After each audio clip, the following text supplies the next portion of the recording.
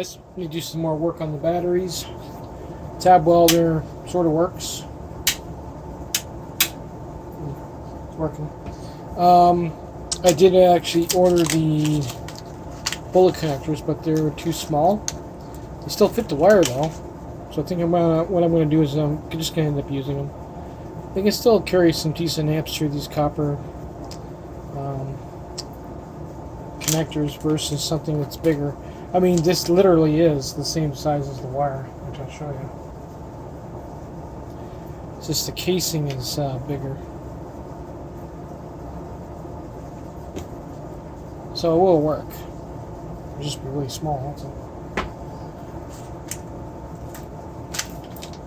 Okay, so I figured I'd take you along with me. You're welcome to stay and watch. I'm basically going to take some nickel, tab it, and then once I'll cut that, and what I'll do is end up taking the wire, stripping it down about that much there, flatten it out, solder it to the tab, and then cut the insulation off here, here, here, and here, and here, and here, flatten it, and solder it to the tabs all the way down, and leave about that much for connecting to another pack. That's about it. Time consuming, but what are you gonna do?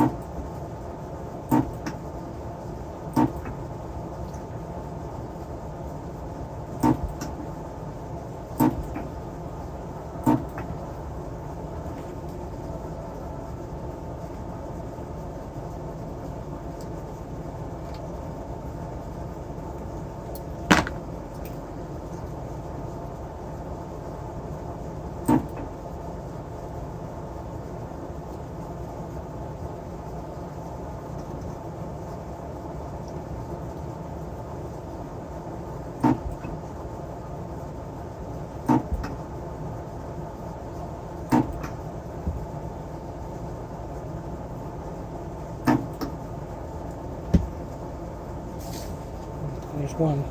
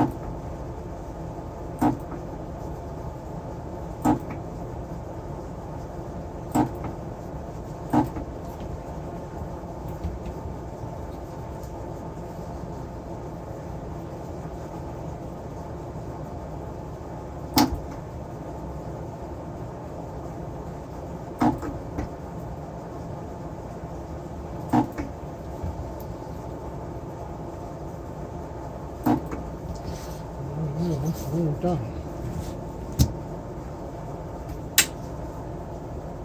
It's the time-consuming part. You soldered the first one. Then what you're going to do is you're going to take a knife and cut there and there without damaging the core, obviously. Just take the cover off. Then you're going to pre-solder the tab, pre-solder the wire, and then heat them both up at the same time, obviously. And keep doing that, and then we'll leave probably about that much. We're going to have a little extra and a little less, right? So I'll do that off camera and show you what it looks like when it's done. So there's one side. It is overkill, obviously, but you know, make sure they're on there good and not going to fall off. Don't have any dry joints. It's overkill, but if you're on an e-bike with two motors and it draws a lot of amps, that's the point of doubling up cells like this in the first place. This will carry the load, and you won't have any hot spots. That's what you don't want. When you get a hot spot, then that cell will fill, right? So this eliminates that, and it's tested and true. I've been doing it like this for years. I've had zero issues with any connection problems whatsoever. It's better to overkill than to not do it at all. But anyway, I got a lot of work ahead of me, and I probably don't even have enough solder to do this. So I'll do the other side and call it a video. Yeah, I also forgot to mention, doing it like this, if you have an issue where you have a bad cell, well, it's just the plastic. It looked like it was swelled. Freaked me out for a minute there. You can pull the nickel tab off, and the solder will come along with it. You know what I mean? Like if you pull the nickel off, there'll be no solder directly to the battery, which will make it easier to clean up. I figured I'd mention that.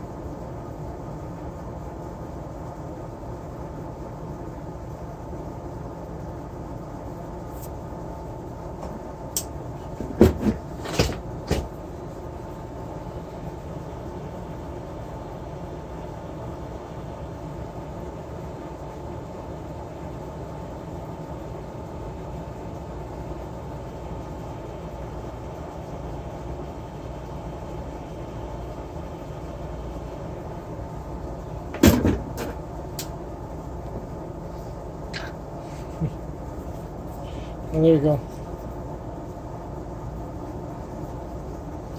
Just wrap it in plastic, and that's one group. Later, guys.